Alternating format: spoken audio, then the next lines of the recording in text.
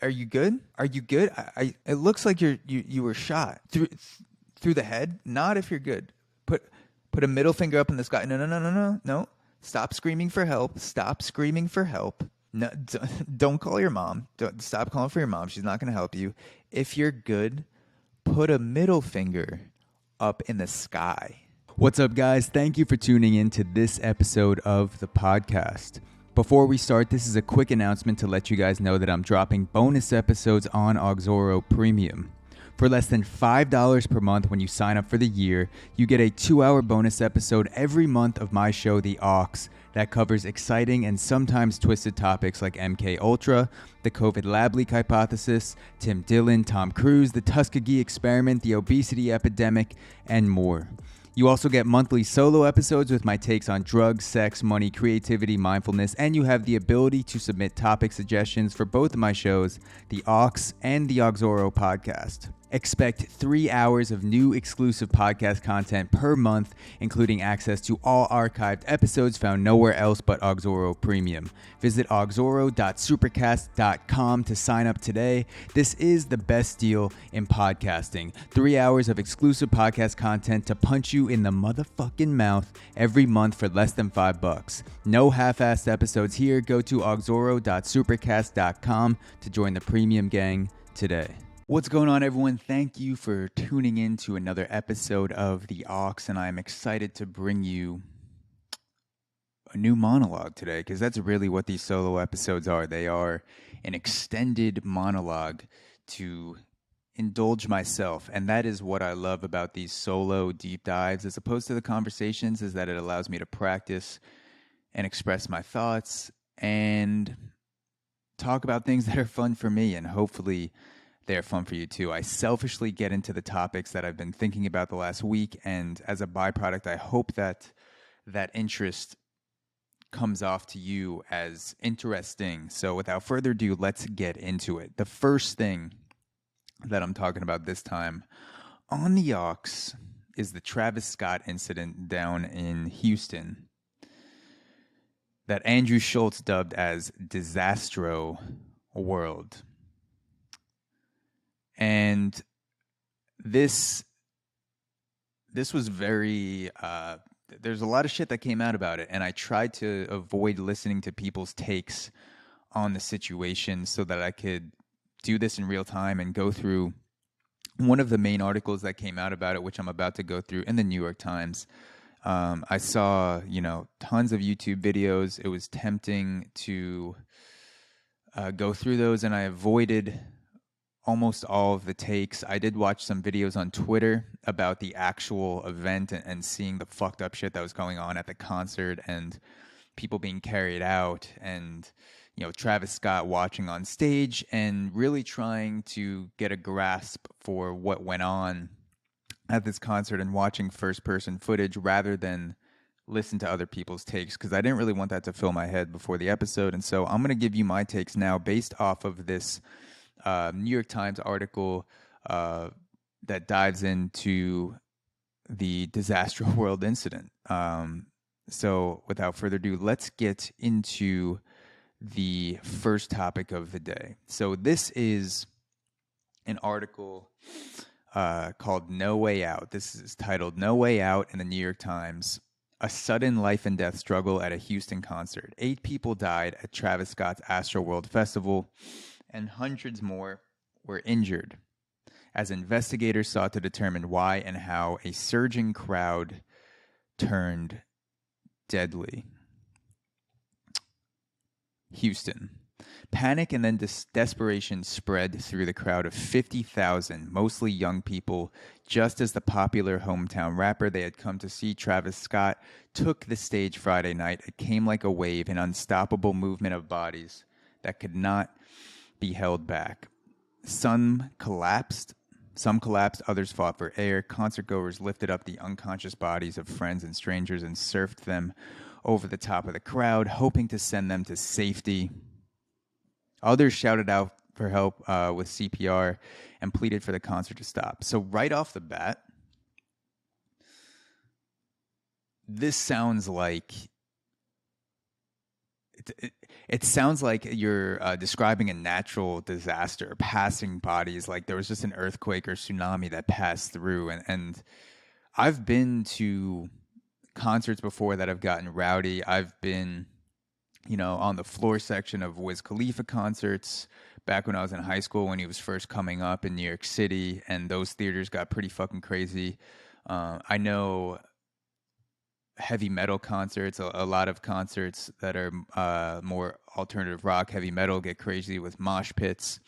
I've never been in a mosh pit before, but I've seen videos. Those get fucking brutal. And Travis Scott has a reputation for,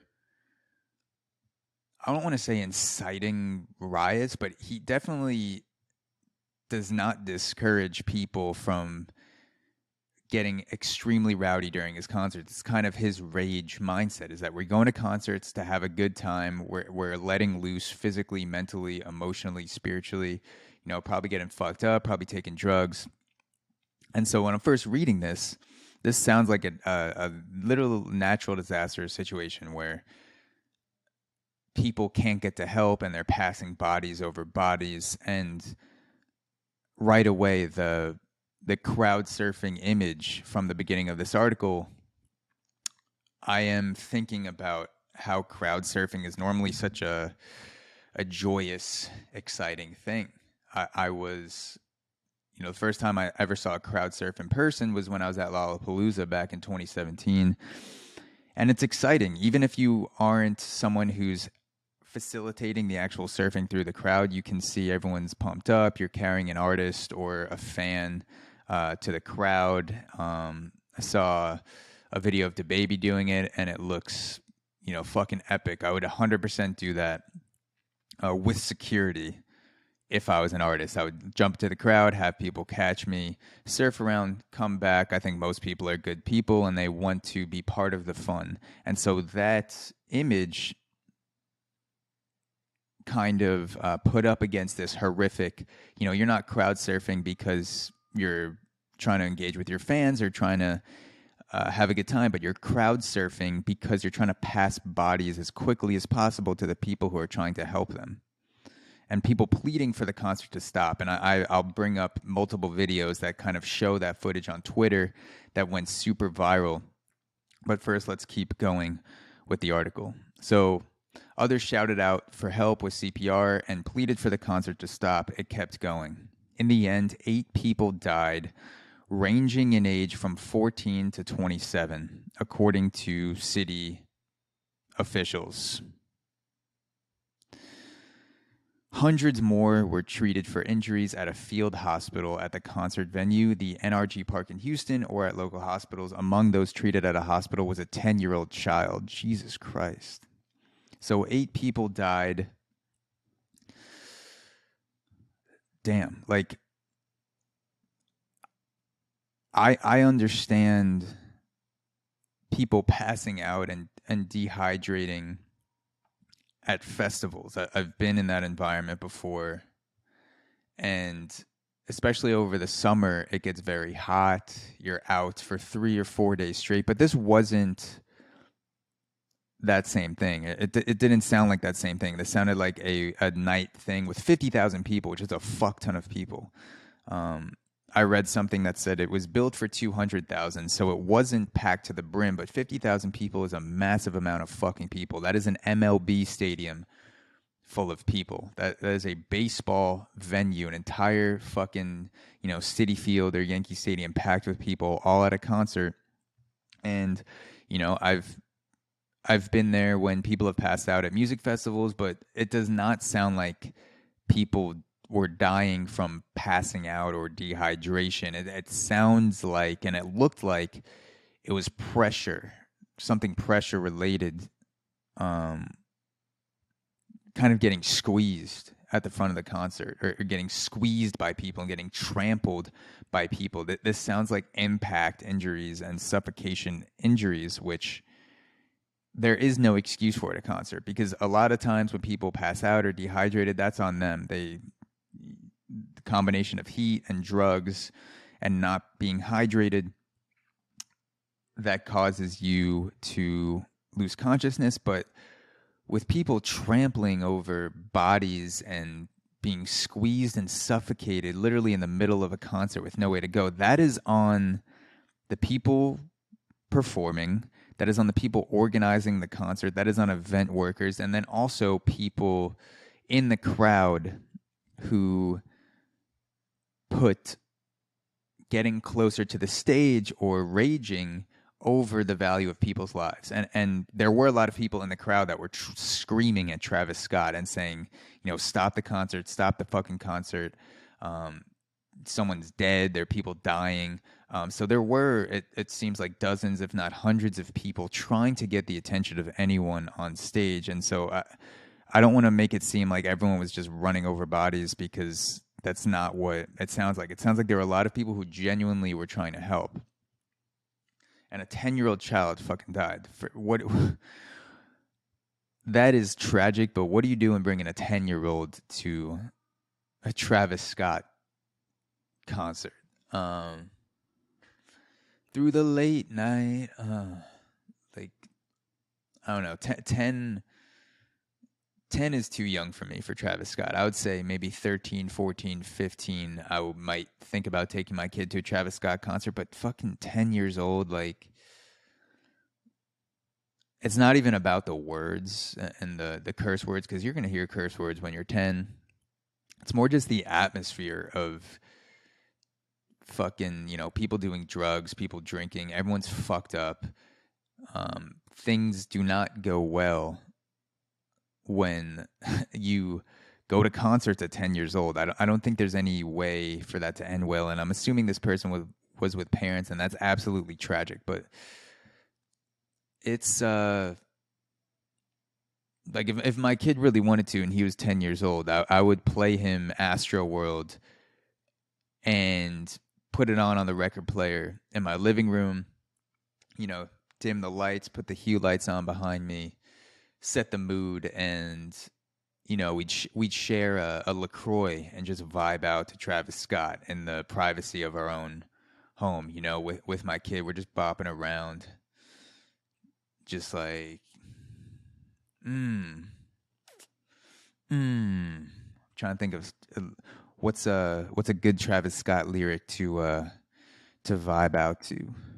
What's a good Travis Scott lyric to vibe out to right now? I'm like blanking out. I listen to Astroworld all the time when I go on walks, and I'm just like, I can't hear it in my head right now. Let's go. Goosebumps. Goosebumps. How does that go? Do you ever get that where you know how you need to stop what you're doing to hear a song in your head and figure out the vibes, and I'm talking and I can't figure it out. I can't hear the song in my head right now. Yeah, I get those goosebumps every time, yeah. You come around, yeah. You ease my mind, you make everything feel fine. Worry about those comments. That's like me and my kid just bopping, sunglasses on, Philips Hue lights, smashing a mandarin or orange LaCroix, any other flavors, get the fuck out of here. And we're bopping around, and we're getting buck wild. I'll rush the couch with my kid instead of rushing the stage. We can do a 2-person mosh pit in my apartment at 10 years old. Kind of prepare for the mosh pit. You know, we'll work our way up. Kind of in the gym. I'll throw some styrofoam padding on him. I'll tape some pillows around him, and we'll mosh and we'll practice, and we'll hit into each other, and he'll learn. You know, when you're in a mosh pit, everyone's out for themselves, which is an important lesson in life. In a mosh pit, everyone is out for themselves. You are going into that mosh pit, rushing in, wanting to have your own mosh experience, and everything else is an afterthought. And that is a good lesson to learn. I am 100% for kids learning how to mosh in a safe environment, in the safety of their own home or backyard, with some protective padding. And that is my duty as a father, just to teach my kid what happens at a concert when you don't train for it. and so he will train for Travis Scott, like an ultimate ninja warrior. My son is gonna have styrofoam, that packaging shit, and he's gonna be taped all over him, and we're gonna be fucking smashing into each other, and he'll learn. He'll be like, "Yo, if you don't throw that body, if you don't throw those hips right, you're gonna get messed up." And I'm gonna teach him that as my son, and he will be prepared when he's 15, 16 years old to go to a Travis Scott concert. But this kid was just, he was not ready. By Saturday, officials in Houston were at a loss to explain how the concert, part of the 2-day Astroworld Music Festival, okay, so this was a festival, 2 days, organized by Live Nation and Mr. Scott, had transformed in an instant from a celebration to a struggle for life. So too were those who had been at the outdoor concert, who described the thrust of the crowd that would not let up as Mr. Scott took the stage around 9 p.m. It was like hell, said Nick Johnson, 17, who had his concert bracelet on as he spoke on Saturday morning. Everybody was just in the back trying to push to the front. People were literally grabbing and pinching at my body, trying to get up from the ground, said Chris Lay, adding that he lost contact with his friends as he tried to make it out of the crowd. I was fighting for my life. There was no way out. I was fighting for my life. There was no way out.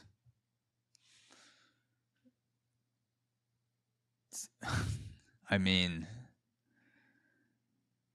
do people have to start doing tactical training before they go to a Travis Scott concert?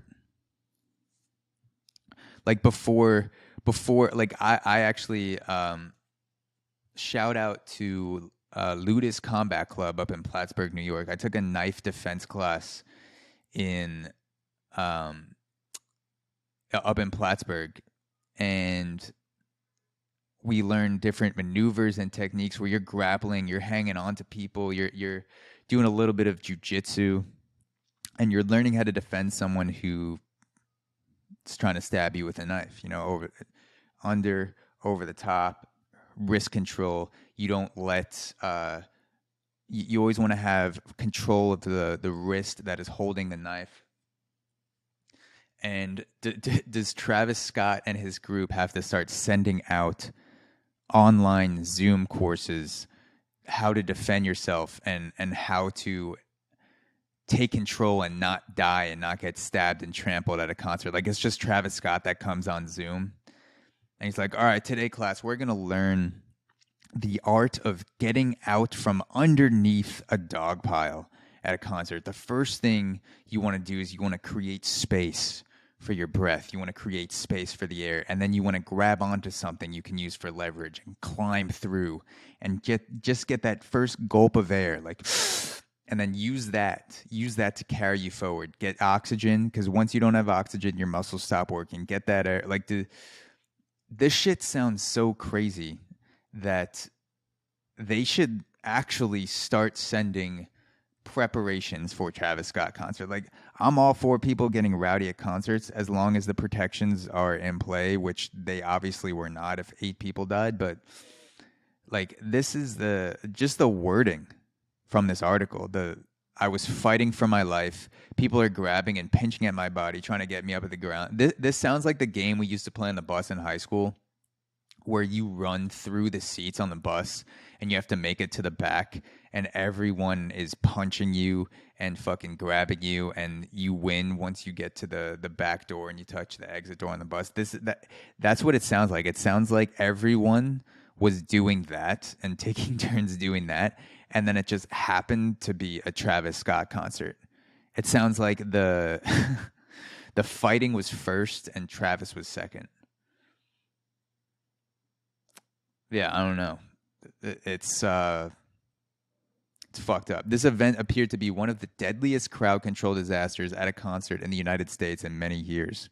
Similar episodes have occurred at venues around the world during performances of all genres of music, including a electronic music festival at which 18 people were trapped and crushed and a 1979 Who concert in Cincinnati, where 11 people died as concertgoers rushed the entrance. But the deaths in Houston had a particularly devastating impact at a time when the rapture of live events was being felt following the months of pandemic restriction. So that's also that I can't imagine. Well, I can imagine because I was in solo quarantine, but that had to have added to the energy and the physical pushing and pulling and grab is that people, a lot of these people, I'm guessing this was their first concert in a year and a half, and it was a 2-day Travis Scott festival with 50,000 people in attendance. That's like not working out for 18 months and then going into the gym and trying to deadlift 400 pounds. You want to work your way up first. You want to start with, maybe a nice casual concert at a bar or a club. I just came back from New Orleans and sitting at a jazz bar just listening to a band is a nice way to work your way up and get in those reps first and build up the tolerance. You want to go to a place and enjoy music and just try to get back to your normal life, any sense of normalcy. And then, you work your way up to a theater show. Maybe you hit Terminal 5 in the city, see Chelsea Cutler. Then maybe, you hop over to the Best Buy Theater. And then, only then, when you've built up a tolerance and you're used to being around people again, then do you go to the festival. And obviously I'm joking. You don't have to build up reps when you are going to a concert, but also, would as many people have died if people were just used to going to concerts during the pandemic? I feel like everyone was just ready to go fucking crazy. You call your dealer. This is the first time we're doing Molly in 18 months. This is the first time we're doing Coke in 18 months. We're getting fucked the fuck up. And this is our shot to go out and lose our fucking minds. And so I definitely feel like the pandemic fed into that. Young people with bright futures. Those are the people who are at the event. I mean, not totally true. I'm sure a lot of people at the event had bright futures, but most people, there's a lot of people that don't, that go to concerts. I run into people all the time where I think this person should not have a job. And I don't mean this person doesn't have the right to have a job. I just mean like this is the reason. I meet people at concerts and festivals sometimes, and I think this is the reason why we have UBI. So people like this can stay home, get a paycheck. They don't have to work, which is, it makes room for the rest of the people who have the skills and competence to hold down a job. And there are a lot of young people with dull, very unexciting, just shitty futures in front of them. And there's nothing wrong with that. And also, I don't consider myself someone that has a particularly bright future. I came from a good background, had a good family, grew up in Long Island, very privileged. But I'm also, I'm making a living and attempting to eventually become a full-time podcaster, podcast producer, produce my own shows and help people do that. And there's no guarantee that it'll work out. I don't have a particularly bright future, so I might be working some 9 to 5 the rest of my life that I don't really like and doing podcasts on the side. And, that's fine. And that might also be my brightest future. That could also be a bright future. But there are a lot of people to say that young people with bright futures were the ones who are at the event. I think it's also kind of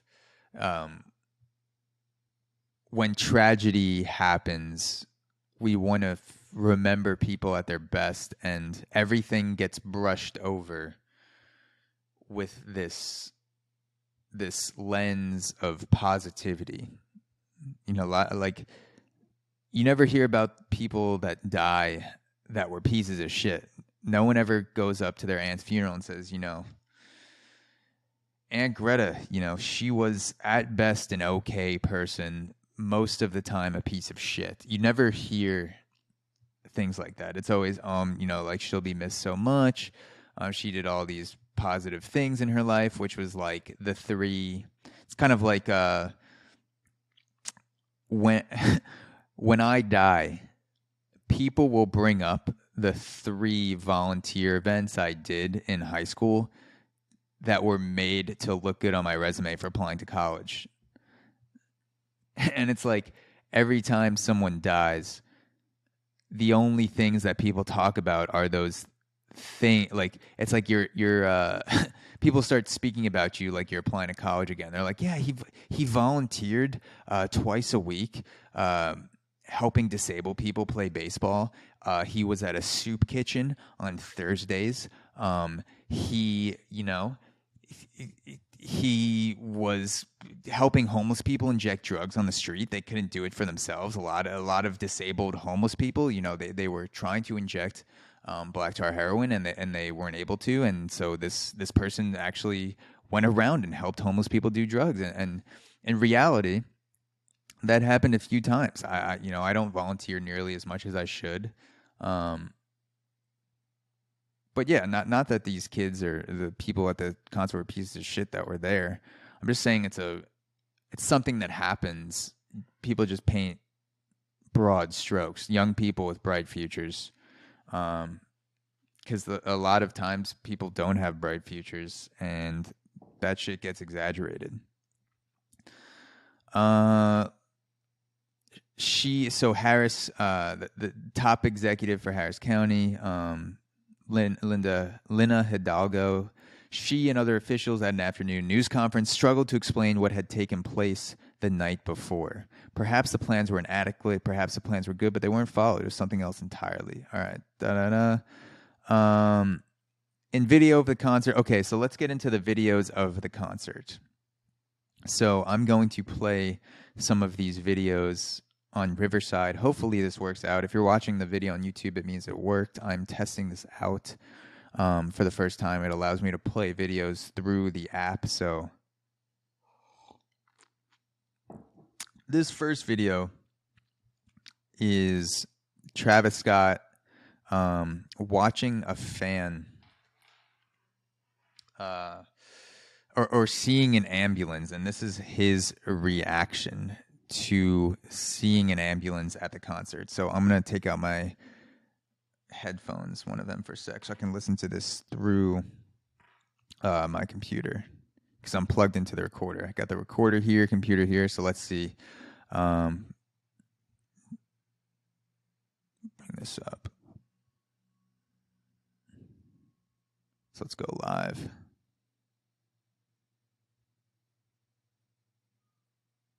What is that?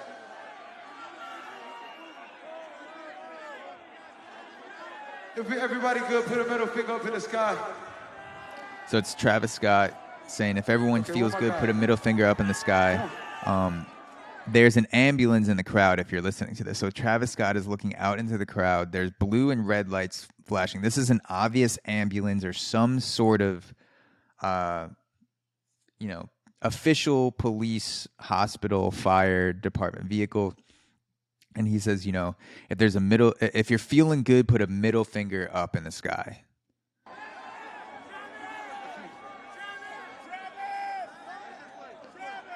People are yelling, Travis, Travis, Travis. All that, People are coming out on the stage trying to get his attention. 2 hands to the sky. 2 hands up, y'all. 2 hands up. Now he's saying, put 2 hands up in the sky if you're good. Y'all know what y'all came to do. Chase me, let's go. Whoa. I want to make this motherfucking ground shake, goddammit. Whoa.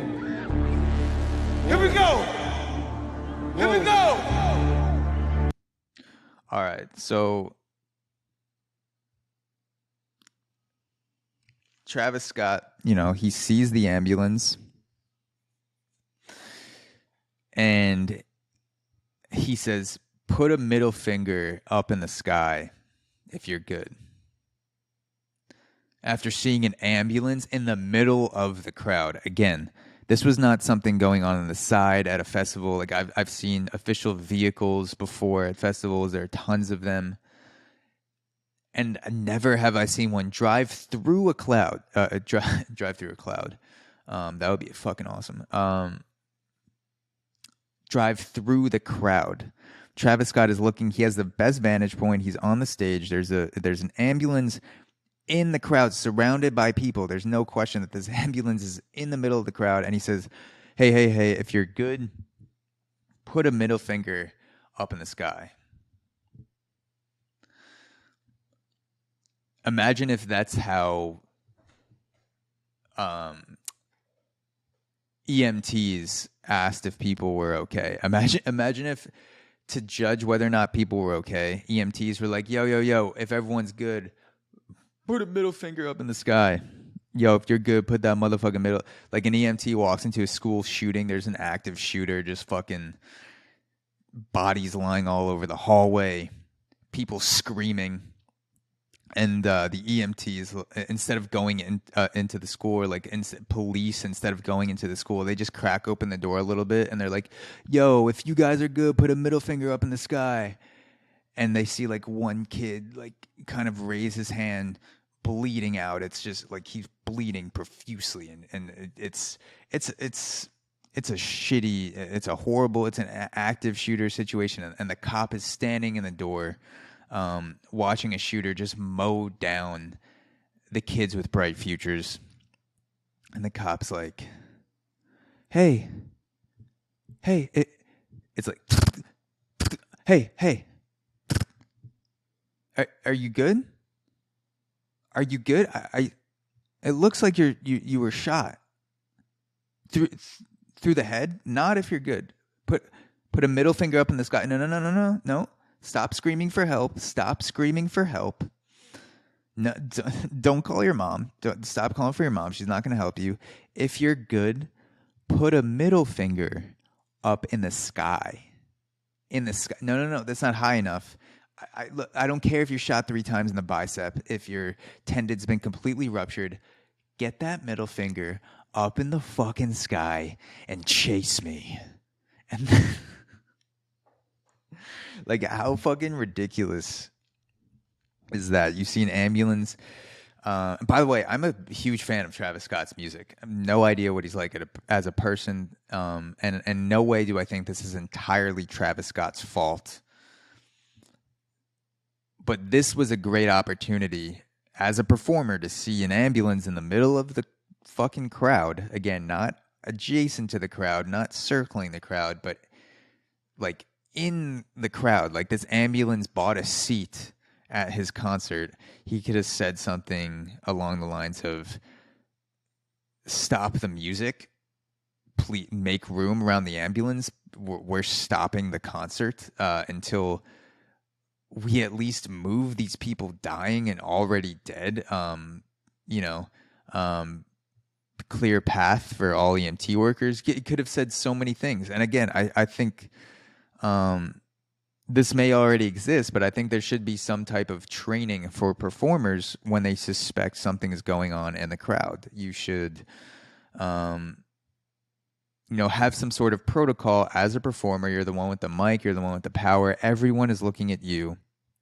If you suspect that something is going on in the crowd, first of all, there should be someone in your ear. You should be able to, someone should be able to tap into Scott's headphones and say, "Hey, they're fucking dead kids on the ground being trampled over, kids that are dying. EMTs can't get in. No one can get help. Like, stop the fucking music." You should have someone whose job it is to surveil the crowd that is also has access to talk to the performer when they need to, especially at a fucking festival with 50,000 people. How could you not do that? I mean, we do that at much smaller gatherings. When there's a public official or something and there's a few thousand people in a crowd, there are people whose job it is to just watch the crowd and see if anything is sketchy going on. So why is that not something that happens at concerts when you have people putting themselves in situations where you're fucked up, you're going crazy, things are going to happen? And so to me, that was a pivotal moment where Travis Scott could have stopped the concert, and instead he did, fucking some ridiculous thing, put your middle finger up if you're good, which, you can't tell if people are good. Like, the thing is, if someone is heard at a concert or someone's heard at a festival with 50,000 people, most people, 49,800 of those people don't know what's going on. So if you, as a performer, tell the crowd, put your middle finger up if you're good, you're going to see almost everyone's middle finger and hands go up in the sky, and then you think, okay, everyone's good. But in reality, there's 200 people that need help that you're actually blocking them by putting your arms up, and you can see worse now. And so that is a fucking horrible way to judge the state of a crowd, is to ask the crowd. You need someone whose job it is, probably multiple people with the crowd this size, just to look and surveil and have an artist protocol before every artist performs in front of a crowd of, 2,000 or more people. There should be a protocol of what the artist says, what the artist does, if they suspect someone is passed out in the crowd, beyond the point of just too drunk, but like something is physically wrong and people are getting hurt and possibly dying. So there should be some sort of protocol for that. This next video is Travis Scott watching a fan passed out. I'm just going to drag this in real quick. So this is Travis Scott watching a fan passed out, and he's kind of singing, which is weird. This is a very weird clip, like almost demonic in a sense. It feels almost like a satanic ritual in a way, watching this clip. So I'll play it. Wait,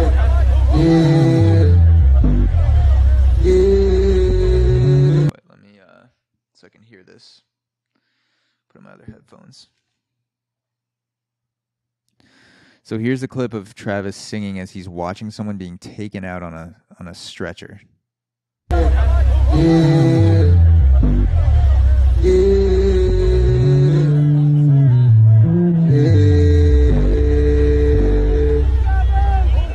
So if you're watching this, or sorry, if you're listening to this and you can't see, so Travis Scott is standing above the stage. It looks like he's on some high-rise or thing. So he's even above the stage, and he's staring right at a kid who's being carried away by people in yellow jackets that are clearly either some sort of paramedic or venue worker. And Travis Scott he's doing like that Kid Cudi hum as he's watching someone who may be fucking dead. I don't know if this kid survived. And he's just kind of like keeping the concert going, providing ambiance music as people are dying. He's like, yeah, through the late night, oh yeah, ascending to the light, yeah. Like the last thing this kid might have heard is the Travis Scott hum, which, it's not a bad way to go out, but let me play that one more time because it is really fucking weird. Travis Scott is on top of a pillar. He's like 30 feet above his head, watching a kid be carried out unconscious by EMT workers, and he's staring. There's no question that Scott sees this kid because he's angled right at the kid, and he's like buying time by singing instead of yelling at people like, yo, clear fucking path, stop the music, let's get these people help. Like, I don't understand what is going through his head at this moment where keeping the show alive, like he's literally doing anything to keep the show alive. He's humming into the mic as lifeless bodies are being carried through the crowd.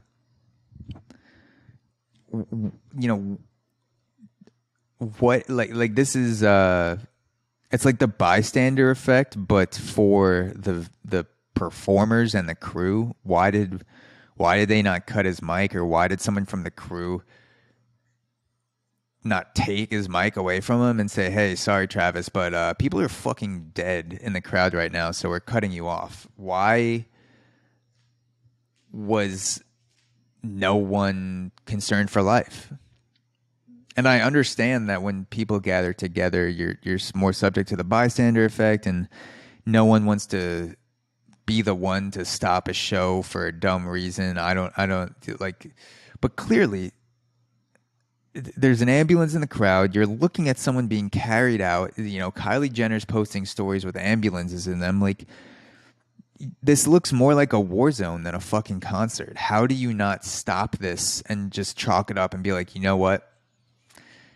We weren't prepared for this, and you know, maybe I make a little bit less money tonight.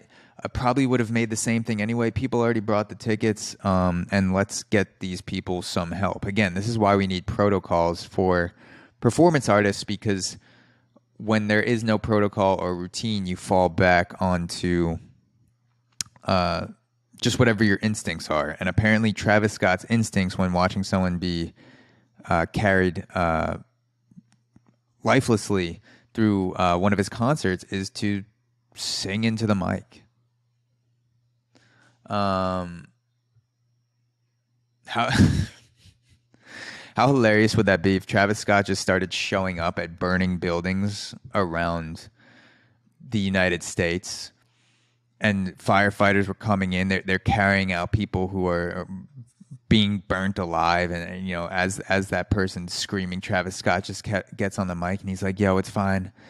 Yeah, yeah,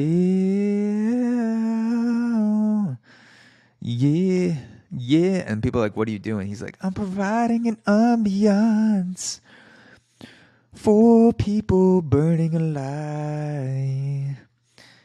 And he's just like, Travis, like, you know, there are other things you can do to help. You can become involved in the situation. You can offer help. You can, you know, you're rich as fuck. You can donate money. He's like, no, the power's in my voice. I'm going to bring him back to life. I wonder if he thought that. I wonder if Travis Scott thought he was raising this kid who was almost dead, or possibly dead at this time. I wonder if he thought he was raising this kid back to life with his voice. That maybe that's how disconnected performing artists have become. That this whole time Travis Scott was actually helping. He thought he was actually helping the crowd by continuing to go, because he thought his music was the actual cure and bringing people back to a state of consciousness. I don't know. I mean, how do you look at a dead kid and just fucking hum? Like, people are, you know, I don't know. Maybe I'm wrong too. Maybe he didn't see any of this as clearly as the video depicted, because I'm going off videos on Twitter that went viral. But it certainly looks like he's looking at some kid being carried out and humming, kind of like keeping the music going, almost like an intermission. Like it's like a hum funeral intermission. Like he's sending this kid off to a higher place with his voice. He's like, yeah, yeah, yeah. Everyone's just screaming in the back, like, oh my fucking God, I can't feel my face. Yeah. Yeah. Yeah. He's dead. He's fucking dead. Yeah. Oh, come to me. Yeah. Yeah. I'm burning alive. Oh my fucking. Yeah. Yeah. I don't know. So the last video that I saw, this girl, she actually goes up on stage and yells at Scott to stop the show. So, not at Scott, sorry, the camera guy. So let's watch this. There's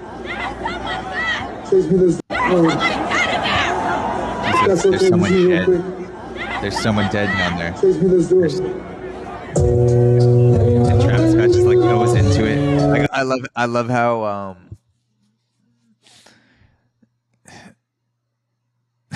She's like, someone's dead, and then the next song just starts. It's like that was the intro to the song. At the next album Travis Scott drops, you're just gonna hear before song drops like, someone's dead, someone's dead, someone's dead, someone's dead, yeah, someone's dead, Like this girl and another guy climbs up the ladder and they're both screaming at a camera guy who, in his defense, has ear mufflers on. So I have no idea if he knows what's happening. But clearly, you know, something is wrong. Something is very wrong. Climbing up the ladder at a concert.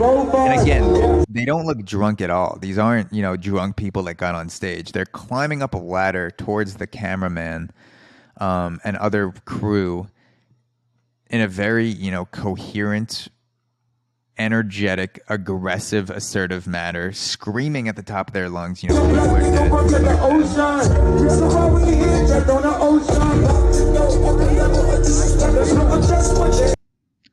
I don't know. I mean, this whole incident is tragic as fuck. And if this thing goes like everything else goes, then we'll learn nothing from it and people will forget about it in 2 weeks and just keep doing the same shit. I don't know. I don't know what the fuck is happening.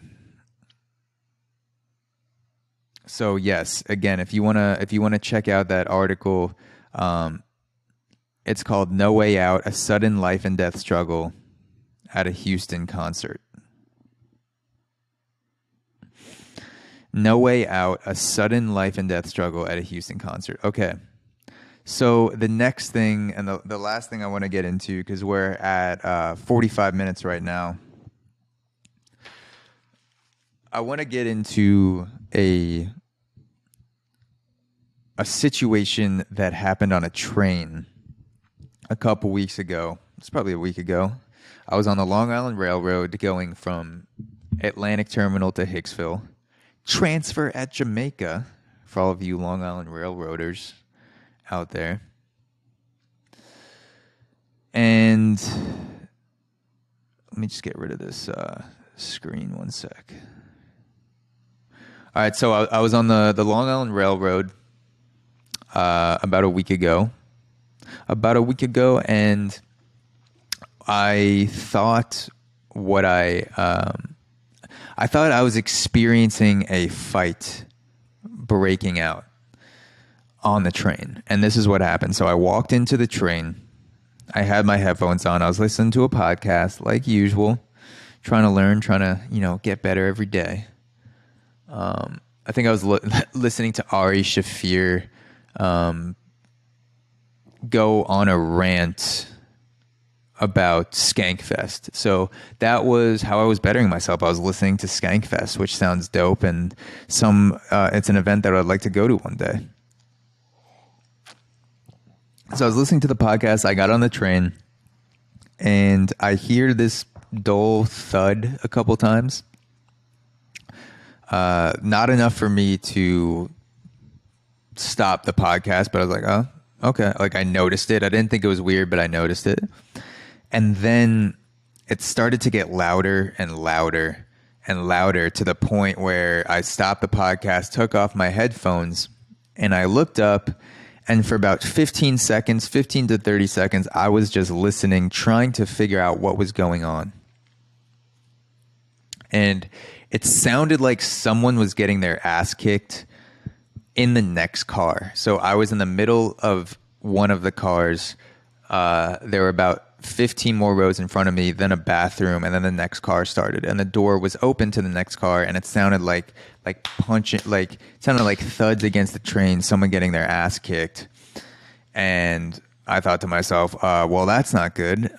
First of all, someone should probably call a police officer or get the attention of a police officer that is around, because there are a lot in Atlantic Terminal. And, you know, is this is this fight going to carry over into my train? Does this person have weapons? Like, do they have a knife on the train, gun? Like, I don't fucking know. There's two guys that sound like they're beating the shit out of each other. And so, also, is there anything I can do? And I didn't have any plans to intervene if it was a fight. What I probably would have done is call someone over, like a police officer who's more equipped to handle it. If it's just two guys fighting, there's no reason, I thought, to get in the middle of that. So I packed up my shit and started to get off the train, like got up. And then as I was getting up and I was going to go out the back entrance of the car and kind of circle back around to the car in front of me so I could see more accurately what was going on. Because again, I didn't see it. I just heard these pounding noises, which sounded like the train over. The car over. All right, and as I was getting up, a policeman, or two policemen actually, came into the car, and instead of paying attention to the car in front of me, they actually got onto my car, but were looking at the bathroom. So the bathroom, you know, if you've ever been on the LIRR, there are some cars with bathrooms, and the bathrooms are at the end. So I was sitting in the middle of my car, and the bathroom is at the end of my car in front of me. And so I thought the fight was past the bathroom in the next car, and I just couldn't see it. But the police actually started knocking on the bathroom and said, "Come out, come out, come out." And the pounding kept getting louder. Like, it sounded like people were just like banging against the door, and you could hear some voices. And I still had no idea what the fuck was going on. I was like, is there some guy, you know, that is high as fuck, you know, beating the shit out of someone else or himself? Is he just banging his head against the wall? That's what I thought. It sounded like someone banging their head against the bathroom door. And then the police, by the way, they were there for a minute saying, like, get out, get out, get out. And they were kind of laughing. And I was like, that's weird. Like, the police officers are laughing to each other. And it seemed like this was something that they may have dealt with before. And so eventually the door opens up. Two guys get out. A black guy and a white guy that looked around younger than me. So around 19, 20, 21 years old maybe. One of them was pulling up his pants. The white guy was pulling up his pants as he got out. The black guy just got out. And it became apparent to me that I think these guys were fucking each other in the train. And so what I thought was a street fight of some dude pounding the shit out of another dude actually turned out not to be that inaccurate. That some dude was indeed pounding the shit out of another dude. And the police officers kept laughing.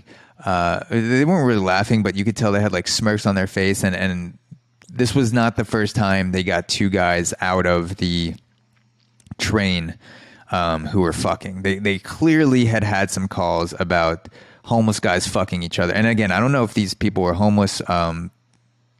It's hard to tell in Brooklyn because people dress like they're homeless that are worth $10 million.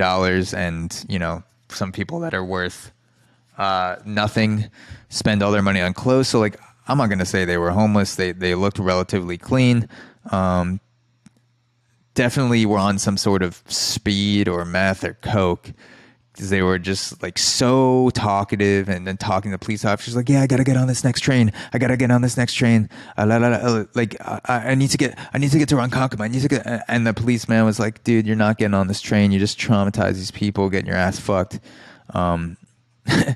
There's like kids on this train too. And, you know, not that kids can't handle gay sex, but like, you know, don't get railed out loudly in the middle of a train when it's stopped and you're trying to get somewhere. So that was the kind of what I took away from this, is that if you're going to get your ass fucked on a train, do it quietly so that you're not disturbing other people, because then no one would have known. The police wouldn't have been called. There would have been any noise, and it would have just been two guys calmly getting out of the bathroom and then going back to their seats, which would have been absolutely fine. I don't think there's anything wrong with sex on public transportation. like a plane or a train, as long as you are not visible to other people and you're going about it in a respectable manner. And these two gay guys were not respectable. And I did not appreciate that. And neither did the other passengers, but it was an experience. And this was what I was thinking about after the incident. So after the incident, I was thinking about, okay, what if this was originally what I thought it was, which was two guys fighting, one guy beating the shit out of another guy. When is it okay, or not when is it okay, but when should a guy step into a street fight? When do you make it your business as a guy? I have a background in lifting for baseball, relatively strong for my size. I'm 5'11", 6 feet, fluctuate between 175 and 180. I've been squatting and deadlifting my entire life for baseball lifting. So I'm a lighter now, about 10 to 15 pounds lighter now than when I was playing baseball, but still I'd say I'm above average strength for my size. And I have about a year, maybe a little bit over a year of practicing Muay Thai. So I know that I'm still a baby in Muay Thai standards. I'm only a year in, but I know the fundamentals. I know how to throw those 8 limbs. You know what I'm saying? I could throw a bow. I could throw a knee. Feel pretty confident in sparring sessions. Playing around a little bit. Never been in a sanctioned fight, but I feel like I'm coming into my own in sparring. But my question, and maybe you could comment this or DM me your answer. If you have experience fighting, if you've fought in sanctioned fights, or you have more experience breaking up fights, maybe you're a bouncer, security guard. When should you step into a street fight? Like, when is it your duty to step into a street fight? Because I don't know what I would have done. If it was one guy beating the shit out of another guy, one-on-one, my thinking is, it's not my problem. These two guys are fighting. I would call the police or get a policeman's attention if it's in somewhere like a train station, airport, where there are police all over the place, and they can take care of it. I don't want to put my life in danger. I don't know what I'm getting into. I have no fucking clue how this started. So one-on-one guy, I would say absolutely not. I'm calling someone over, like a police officer or security guard, to handle it, and I'm staying as far back away as I can. It is not my job to step into a one-on-one street fight. If, however, one of them is like stomping on the dude's skull or just kicking him and he looks unconscious, maybe I would say something like, dude, I think it's over, or I think you won. And hopefully, or say I called the police or something like that. Like, I would say I'm calling the police, and hopefully that would get that person to stop.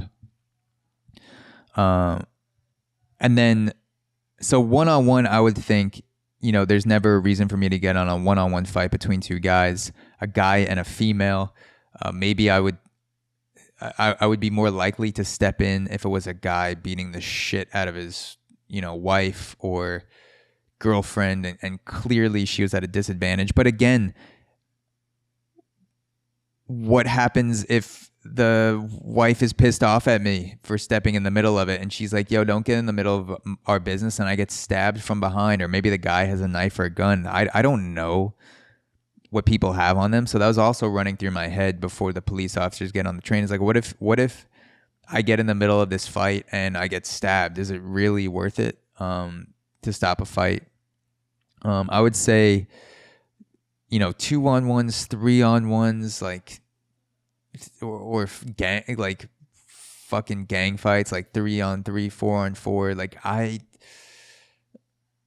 don't know. Like, I'm not stepping in the middle of that shit. That's you're stepping into a Travis Scott concert. That's literally what some fights are. It's like you're stepping into a Travis Scott concert.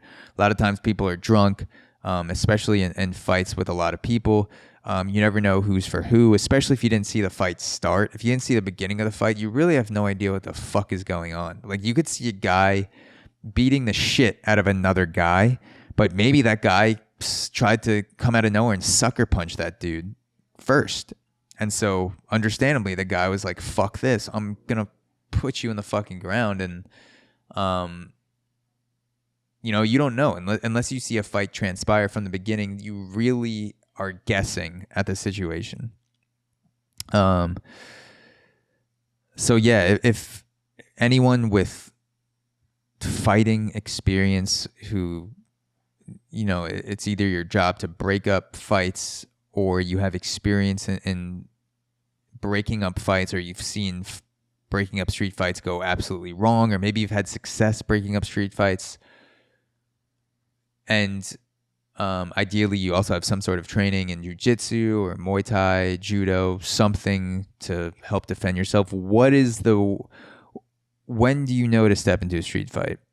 Because chances are I'll probably see a few more of these in my lifetime. And I would like someone's opinion who is more qualified than me to let me know, when is the right time to step in? When is the situation guy on girl, guy on guy, 2-on-1, 3-on-1, 3-on-3? Like, what if you didn't see the beginning of the fight? The two most concerning variables to me are not knowing if one or both or all people involved have weapons, knives or guns that are easily concealable.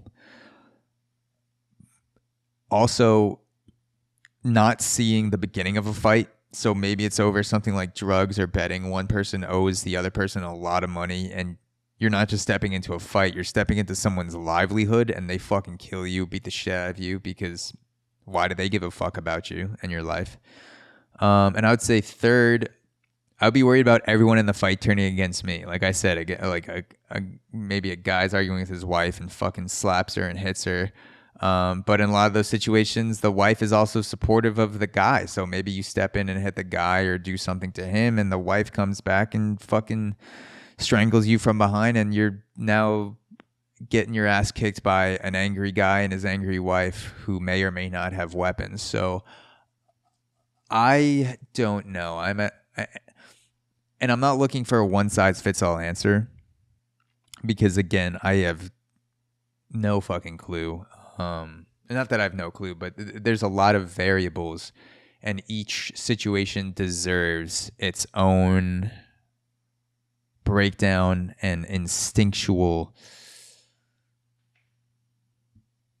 kind of instinctual on the spot taking in the situation and going, okay, this is what's going on. There's not going to be a one-size-fits-all answer, like definitely step into this if it's a street fight, and don't step into this. There's going to be different things you can do for different situations. So I completely understand that. Let me know if you have any experience. When should you step into a street fight? When should you not step into a street fight? I'd love to hear some people's opinions. There's been a lot of fighting. The main theme of this podcast has definitely been fighting and people dying tragically. And one thing is for sure, that someone should have stepped in much, much sooner for the Travis Scott concert. That someone who and it's unfortunate, because there were a lot of people who stepped up in the crowd that were trying anything to get attention over the loudness and the speakers and the hecticness, and Travis Scott and his crew and his team continuing the concert. There were a lot of people who were trying anything desperately to scream at the top of their lungs, wave their hands, climb up onto stage and tell people there are people fucking dead in this crowd. So it's unfortunate that the people that should have been looking out for danger, and the people that had the power to draw attention to the people dying, did not rise to the same level that some people did in the crowd. Some people in the crowd were, responded beautifully, and they didn't have a microphone. They didn't have what was necessary to help people. They needed paramedics sooner, and they needed Travis Scott to stop the concert and do whatever he had to do and follow some sort of protocol to get these people help, and that did not happen. And again, I'm just one person. like I said, reading an article on the spot, giving my opinion, watching footage of what happened, and you may have a different opinion on the situation, and that's okay. And so, yeah, I want to leave this on a brighter note, which is I'm hopeful for the future of concerts. I'm hopeful for the future of festivals. The positive note is that it's good that concerts are coming back. I was just at GovBall a few weeks ago. I fucking love concerts, and we definitely need some more structure in the way that festival response is handled, because it failed miserably in this situation. But I'm hopeful for the future. You know, I'm excited to go to more live events. I'm going to a stand-up comedy show this weekend in Tysons, Virginia, to see Taylor Tomlinson. I'm sure I'm going to go to more concerts over the winter and the spring. I will definitely check out some more festivals. And so, and also I want to make the point that I love Travis Scott's music. I have the Astroworld album cover hanging in my room, and his music has given me great joy, and great, good times. I've gotten fucked up, gotten high, worked out. I've done everything to Travis Scott. Unfortunately, I've never been in a situation like the one that was at the Astroworld Festival, and so I don't know. I don't know exactly what he saw. Only he knows what he saw, what he could have done. This is speculation. I'm looking forward to concerts. I hope everyone else is safely taking advantage of concerts and live events too. And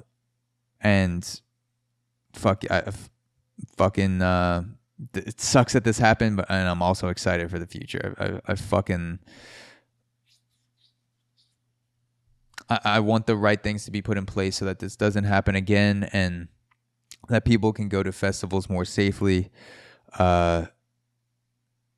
And thank you for listening to this episode. Again, I appreciate it. I appreciate you tuning in. If you're still listening to this an hour and 5 minutes in, you are fucking amazing. You're an all-star. You can also become an AUXORO premium subscriber if you like. I put bonus episodes up every month, 3+ hours of episodes released every month, found nowhere else but AUXORO Premium. Go to auxoro.supercast.tech to check it out.